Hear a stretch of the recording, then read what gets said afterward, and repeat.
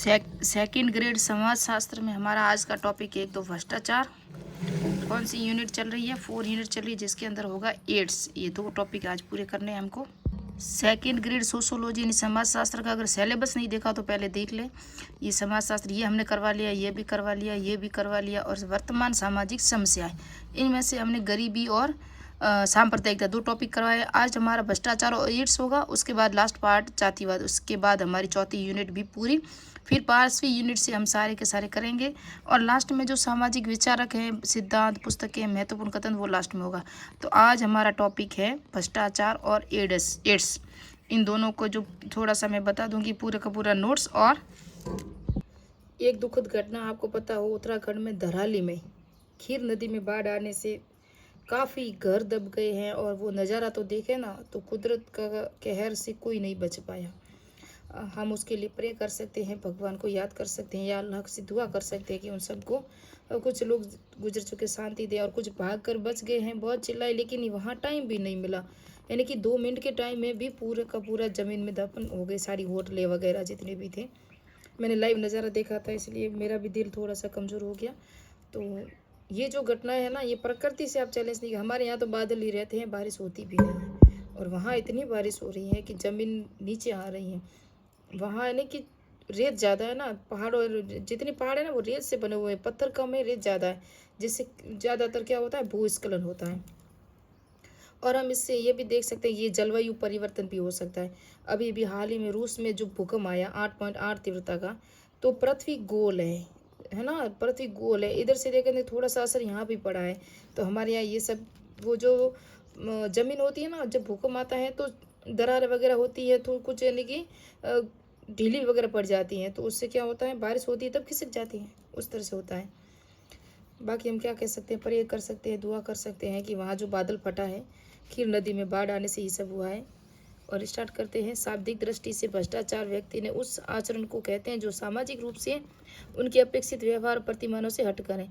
हमें पता ही है भ्रष्टाचार क्या होता है, और हम आजू बाजू भी देखते हैं। हम ग्राम पंचायत में जाते हैं तो वहाँ भी देखते हैं, अगर कुछ नहीं दिया तो आपके काम नहीं होगा। कहाँ भी जाओ, थोड़ा सा लोभ लालच दे दोगे तो कार्य होता है।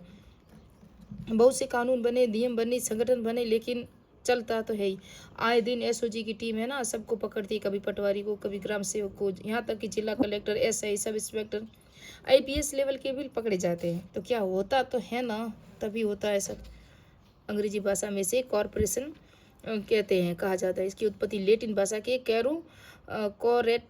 कोरुट से हुई है, जिसका सारा से तौर तरीके में और नैतिकता में आदर्शों का टूट जाना। समाजशास्त्री अर्थ में भ्रष्टाचार लोक जीवन में प्रतिष्ठित व्यक्ति का वह आचरण है जिसके द्वारा वो अपने निजी स्वार्थ का लाभ या लाभ के लिए अपने पद या सत्ता का दुरुपयोग करता है, अपने खुद के हित के लिए जो दुरुपयोग करता है ना।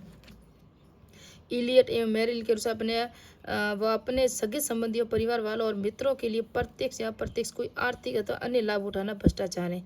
ये किसकी परिभाषा है? इलियट और मेरिट की।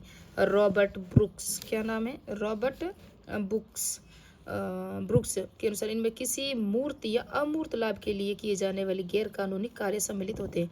ये गैर कानूनी की बात कर रहा है रॉबर्ट ब्रूट। और राजनीतिक भ्रष्टाचार वगैरह प्रत्यक्ष अप्रत्यक्ष रूप से व्यक्तिगत लाभ के लिए सभी होता ही है। डीएच बेली ने कहा है कि निजी लाभ के लिए विस्तार में फलस्वरूप सत्ता का दुरुपयोग जो धन से संबंधित नहीं भी हो सकता है, वो है भ्रष्टाचार। भ्रष्टाचार के जितने एमसीक्यू देखे ना, वहाँ परिभाषा अभी तक एक भी नहीं पूछी है।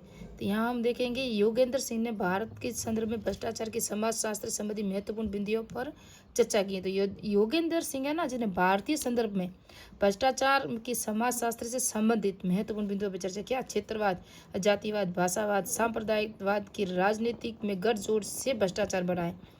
तो ये सब क्या है? भ्रष्टाचार के कारण संप्रदायवाद होता है, तभी भ्रष्टाचार है। भाषावाद, जातिवाद, इन सबको इन्होंने कारण बताया है। उनके अनुसार भ्रष्टाचार के लिए सार्वजनिक संस्थाएं और व्यवस्थाएं भी दोषी हैं। कौटिल्य ने अर्थशास्त्र में 40 प्रकार के भ्रष्टाचार का उल्लेख किया है। लो, उस टाइम भी होता था, वैदिक काल में, प्राचीन काल में, है ना, मौर्य काल में थे ये। तो 40 प्रकार के भ्रष्टाचार का उल्लेख किया किसने? कौटिल्य ने। अब ये शब्द इनको ने बताई कर्मबद्ध वगैरह। भ्रष्टाचार के जो सर प्रति वर्ष 9 दिसंबर अंतर्राष्ट्रीय भ्रष्टाचार निरोधक दिवस मनाया जाता है। ये 2022 में एग्जाम प्रश्न आ चुका है। भ्रष्टाचार का स्वरूप तो ये सब हम समझते हैं, रिश्वतखोरी, अनुचित लाभ संरक्षण, भाई भतीजावाद, राजनीति, अपराधी गठबंधन, सार्वजनिक संपत्ति का दुरुपयोग वगैरह। भ्रष्टाचार के कारण भौतिकवादी दर्शन, क्या है? भौतिकवादी जीवन दर्शन, महत्वाकांक्षा का बढ़ता स्तर, उदारवादी के बाद अर्थव्यवस्था, राजनेता, व्यापारी, अपराधी गठबंधन, गिरते नैतिक मूल्य, ये सब चरित्र संगठन। भ्रष्टाचार के तो हम जब पंचायत में काम कराने जाते तो कहते हैं यार थोड़ा सा तो ईमान पे रखो, और कुछ तो कहते हैं गवर्नमेंट की जो तनख्वाह ले रही है उसके अनुसार थोड़ा सा तो काम करो, बिल्कुल इतने पैसे तो ना लिया करो, फिर भी लेते हैं। वे भ्रष्टाचार के परिणाम क्या होता है? व्यक्ति का, समाज का चारित्रिक पतन हो जाता है। ईमानदार लोगों को निराशा होती है, हमारे लोगों को होती है। आचरण रहित संस्कृति का जन्म होता है, नैतिक मूल्यों का पतन होता है। एक बार और बता लूँ, जब भ्रष्टाचार होता है ना, जो रिश्वत लेते हैं, रिश्वतखोर वगैरह होते हैं, उनके बच्चे हैं ना कभी सक्सेस नहीं होते। मैंने देखे हैं काफ़ी लोगों ने भ्रष्टाचार लिया, बड़ी बड़ी बिल्डिंगें बना दी, लेकिन उसके अंदर सुकून नहीं होता। हमने देखा है, पता नहीं कितनों के दिल दुखाए होंगे। सामाजिक विघटन, दूषित राजनीतिक वातावरण, सामाजिक असमानता में वृद्धि, सामाजिक आर्थिक प्रगति में बाधा। भ्रष्टाचार के निवारण में जो क्या क्या हुए थे, तो भ्रष्टाचार निवारण प्रशासनिक व्यवस्था विभाग द्वारा नियंत्रण कार्रवाई, कानूनी प्रावधान जैसे IPS, भ्रष्टाचार नियंत्रण निरोधक उपभोक्ता संरक्षण अधिनियम, लोक सेवा आचरण नियम, अखिल भारतीय सेवा आचरण नियम 1968 में 2014 में इस पर संशोधन किया गया।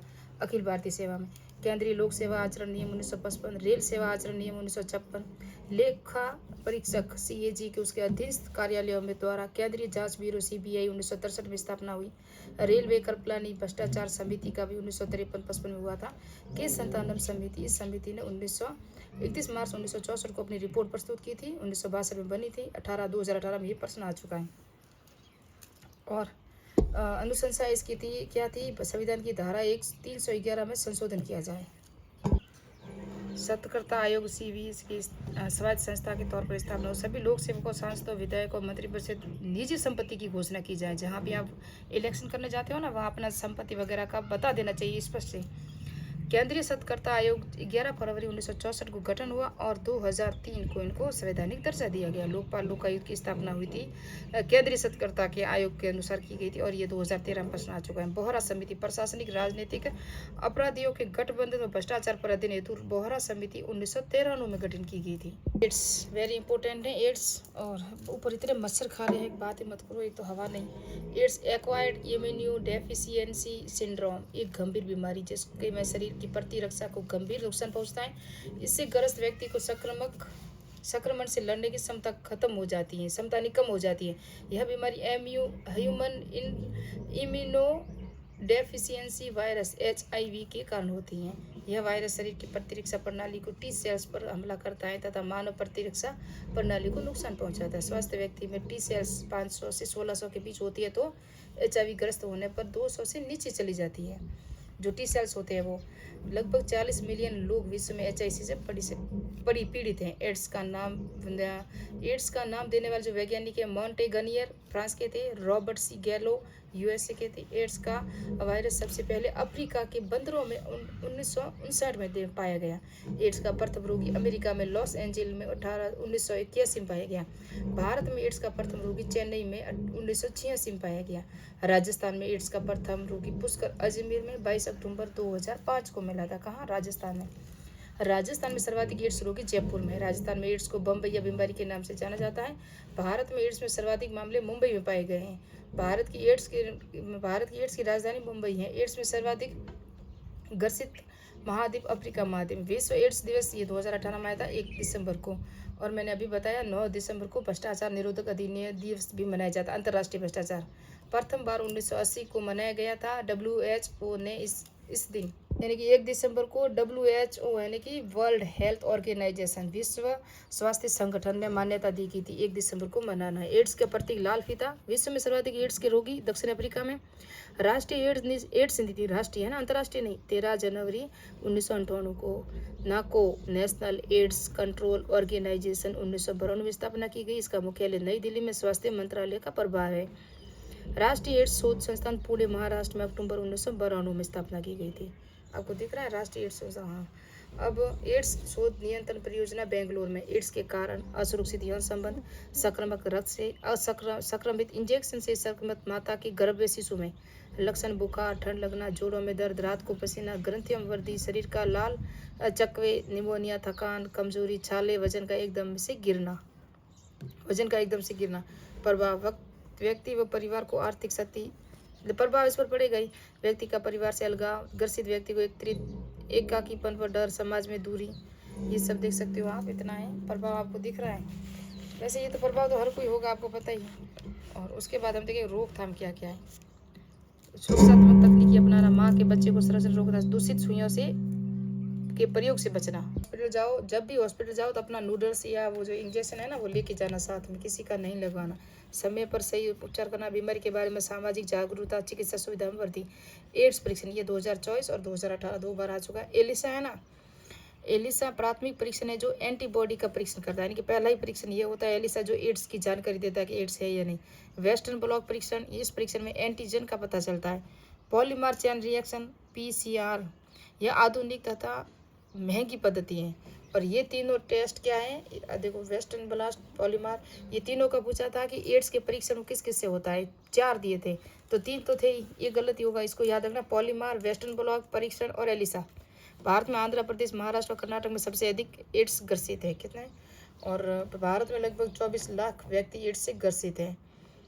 HIV एड्स रोकथाम नियंत्रण अधिनियम 2017 पारित किया गया। भारत में एंट्री ट्रेवलो थेरेपी ART की दुनिया में सस्ता और सुलभ बना दिया।